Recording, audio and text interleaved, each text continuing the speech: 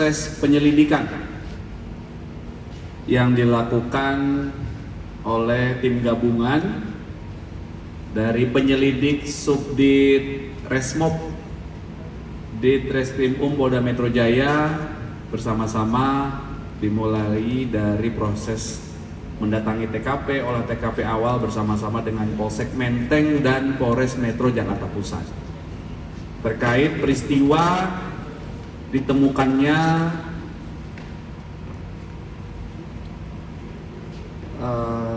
jenazah, ada korban seorang laki-laki di sebuah kamar kos di daerah Gondangdia Kecil, Menteng beberapa waktu yang lalu, yaitu tanggal 8 Juli 2025. Perlu kami sampaikan bahwa korban ditemukan dalam kondisi wajah tertutup plastik, kemudian terlilit lakban berwarna kuning di tempat tidurnya, kemudian tertutup selimut. Korban di atas tempat tidurnya ditemukan dengan menggunakan kaos dan celana pendek. Korban ditemukan di kamar kosnya nomor 105 berdasarkan keterangan saksi hasil olah TKP, mendatangi TKP berkali-kali. Proses mendatangi TKP ini juga sudah dilakukan asistensi, TKP juga sudah didatangi bersama-sama dengan Kompolnas, dengan Komnas HAM. Itu kondisi kamar 105 ini dalam keadaan terkunci dari dalam, ya, dalam keadaan terkunci dari dalam. Ada kunci manual dari dalam, kemudian ada kunci slot terkunci dari dalam, kemudian di pintu itu ada kunci yang ketiga adalah kunci akses yang dipegang oleh korban. Kawasan depannya itu ada kunci lagi satu yang dipegang oleh semua penghuni kos dan penjaga kos, dan di gerbang paling akhir di luar kos-kosan adalah kunci gembok yang ada gemboknya dipegang oleh korban. Kemudian kondisi kamar atau akses masuk ke kamar itu, masuk ke kamar ya, ke dalam kamar ada dua. Yang pertama pintu, itu dalam kondisi terkunci dari dalam. Kemudian yang kedua jendela. Jendela juga ditemukan dalam keadaan terkunci dari dalam. Kemudian saat dilakukan olah TKP, mengamankan barang bukti, kemudian melakukan wawancara terhadap beberapa saksi, fakta yang ditemukan oleh penyelidik bahwa penjaga kos itu saudara S dan satu penghuni lainnya, ya, satu penghuni kamar lainnya saudara F, ya, FM, adalah pihak yang pertama kali memasuki atau mengecek kamar kos karena ada permintaan dari istri korban dari malam harinya kepada penjaga kos untuk melakukan pengecekan ke kamar korban karena istri korban tidak dapat menghubungi korban karena handphone korban mati. Kemudian setelah dimintain tolong oleh istri korban, penjaga kos melaporkan kepada pemilik kos untuk membuka pintu, dan penjaga kos mengajak salah satu penghuni kos lainnya, saudara FM, saksi FM, untuk membuka atau mengecek kondisi kamar kos 105 dengan, jadi penjaga kos dan saksi penghuni kos lainnya, saudara FM, berupaya masuk ke dalam kamar korban dengan mencongkel jendela, kemudian membuka slot dari dalam, membuka kunci manual, akhirnya pintu berhasil dibuka. Sampai dengan saat ini, rekan-rekan, tim penyelidik telah melakukan klarifikasi pengambilan keterangan dalam tahap penyelidikan. Setidaknya ada 15 orang. Ya, 15 orang itu dari lingkungan kos-kosan, ya, kemudian dari tempat kerja korban, kemudian dari keluarga korban, kemudian dari pihak-pihak yang terakhir berkomunikasi dengan korban.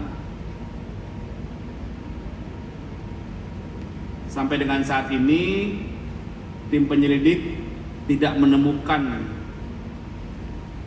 hambatan, kemudian dengan senantiasa mengedepankan prinsip penyelidikan atau mengungkap peristiwa ini harus berdasarkan scientific crime investigation, maka penyelidik melakukan pemeriksaan dan kerjasama dengan beberapa ahli. Ya, ini merupakan komitmen Polda Metro Jaya dalam mengungkap peristiwa agar akuntabel, agar profesional, proporsional, dan nanti hasil akhirnya akan dilaksanakan atau dijelaskan secara transparan. Ya, saat ini masih berproses. Jadi untuk tercapainya pembuktian secara ilmiah, maka beberapa ahli yang dikomunikasikan dan dilibatkan dalam pengungkapan peristiwa ini, yang pertama itu adalah tim kedokteran forensik yang melakukan pemeriksaan visum dalam atau melakukan otopsi terhadap jenazah korban, yaitu dilakukan oleh tim dari kedokteran forensik RSCM. Nah, dalam pemeriksaan otopsi terhadap jenazah korban ini juga dilakukan, ya, pemeriksaan toksikologi untuk mengetahui tadi, kalau otopsi tadi untuk mengetahui penyebab kematian. Ya, sama nanti juga akan dijelaskan oleh ahli perkiraan jam kematian. Kemudian dalam proses otopsi ini juga dilibatkan ahli pendukung, antara lain untuk dilakukan pemeriksaan toksikologi, untuk dilakukan pemeriksaan apakah dalam jenazah ini ada kandungan-kandungan zat kimia, racun, dan lain sebagainya. Kemudian pemeriksaan pendukung lainnya dengan mengambil beberapa sampel organ dalam korban, itu dilakukan pemeriksaan histopatologi untuk melakukan pemeriksaan penyakit dalam. Ini kelompok ahli yang pertama. Kemudian yang kedua, penyelidik telah melakukan pemeriksaan sidik jari berdasarkan sidik jari yang diambil dari TKP. Ya, dari barang-barang yang ada di TKP itu diambil, ya, sampelnya. Kemudian pemeriksaan sidik jari ini dilakukan oleh tim dari Inafis Bareskrim Polri. Kemudian yang ketiga, penyelidik juga saat melakukan olah TKP, mengecek barang-barang, itu mengambil beberapa sampel DNA untuk dilakukan proses pemeriksaan DNA. Kelompok yang keempat adalah untuk melakukan pemeriksaan secara laboratoris terhadap barang bukti elektronik yang ditemukan di TKP, dan untuk mengungkap peristiwa ini seperti laptop, handphone, kemudian CCTV ini setidaknya penyelidik telah mengambil rekaman dari 20 titik CCTV, dimulai dari circle terkecil dari TKP yaitu lingkungan kos korban, kemudian beberapa tempat yang pernah dikunjungi korban sehari terakhir sampai 7 hari terakhir ya, ini rekaman CCTV. Kemudian juga lokasi-lokasi tempat kerja, lokasi lainnya yaitu tempat kerja korban.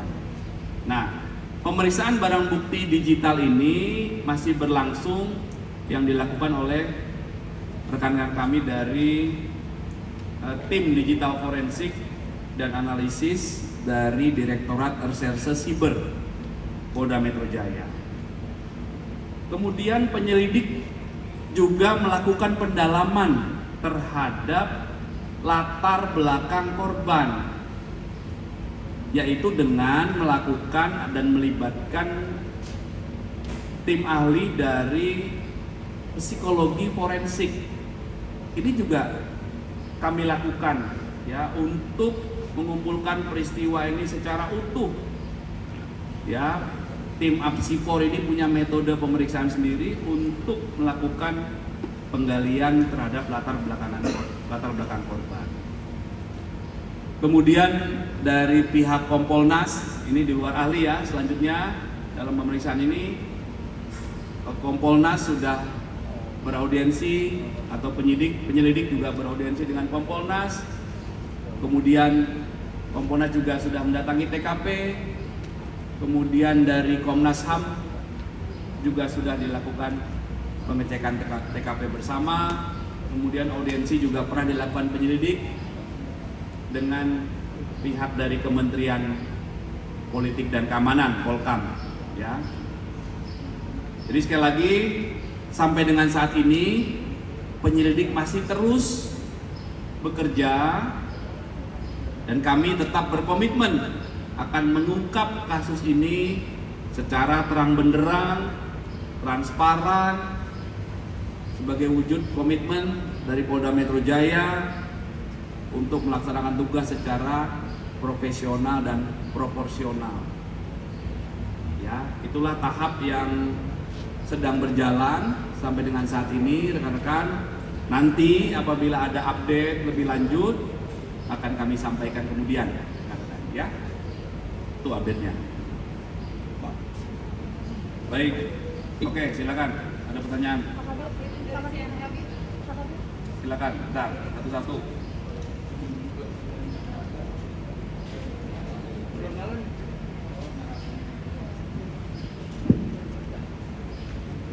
Siang Pak, saya Irin dari CNN. Berarti kan kemarin